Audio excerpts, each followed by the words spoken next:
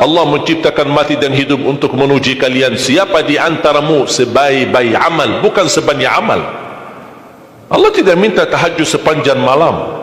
Bisa 2 rakaat tutup witir, sudah tahajud itu. Tahajud tidak harus 8 rakaat, tidak harus sunnah hajat, sunnah wudu, sunnah taubat, sunnah apa lagi. 2 rakaat tutup witir, sudah tutup, selesai. Ahli witir, ahli tahajud, sudah cukup.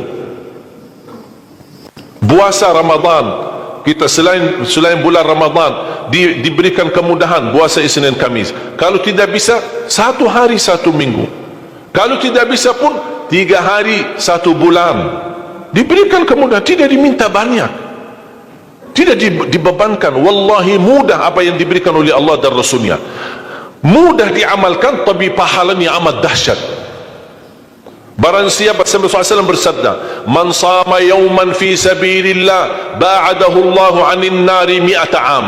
Barang siapa yang berpuasa 1 hari karena Allah, akan Allah jauhkan dari neraka 100 tahun.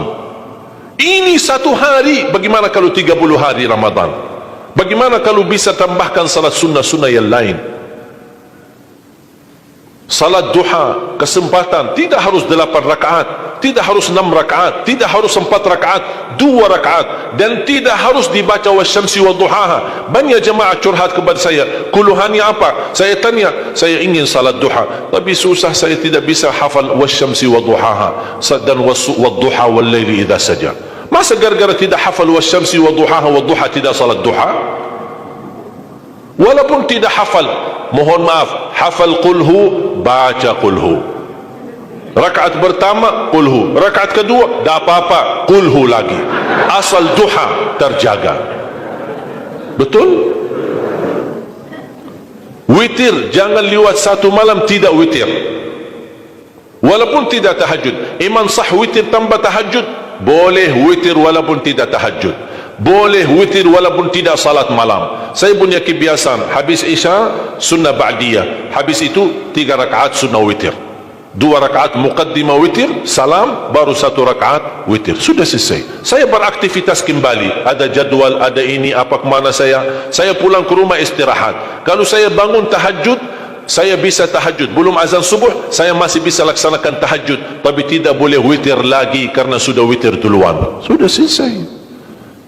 Rasulullah SAW bersabda, Inna Allah witir, yuhibbul witir fa'autiru. Allah maha witir, Allah cinta witir, jagalah witir.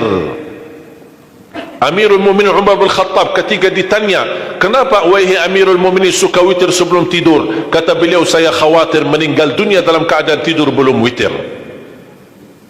Salat witir, kalau tidak berkesempatan salat malam tidak apa-apa, tapi sudah namamu tertulis ahli witir. Kalau bapak-bapak, ibu-ibu yang sudah biasa bangun tengah malam, suka bangun tahajud, sudah terbiasa, tak apa-apa, boleh witir belakangan. Tapi kalau ada yang merasa kekhawatiran atau tahu dirinya suka malas, bangun tapi malas-malasan, berat untuk laksanakan, daripada kita ketiduran, tidak salat sama sekali, mendingan witir amankan dulu. Diamankan witirnya supaya tertulis namamu ahli witir. Kalau sempat tahajud syukur, tidak sempat alhamdulillah sudah tertulis nama kita ahli witir. Termasuk baca Quran, sedekah subuh, termasuk amalan yang sangat mudah tapi sangat terbaik dan agung manfaatnya, bahkan dahsyat balasan Allah.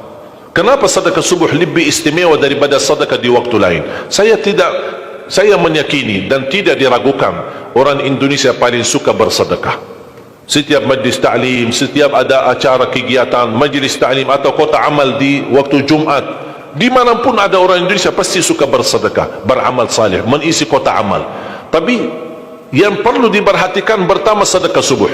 Kenapa sedekah subuh lebih istimewa? Karena ada malaikat yang Allah turunkan, tugasnya cuma satu, mendoakan orang yang bersedekah di subuh hari. Siapa yang tidak mau doa malaikat? Yang kedua, di subuh hari selalu kita bersedekah, termasuk di waktu subuh maupun di waktu lain. Sering saya memperhatikan jarang jamaah menggunakan doa sesudah sedekah. Padahal doa sesudah sedekah atau sedekah disertai doa dahsyat, bahkan doa terjamin makbul. Saya harap mulai hari ini sudah siapkan kotak amal di rumah.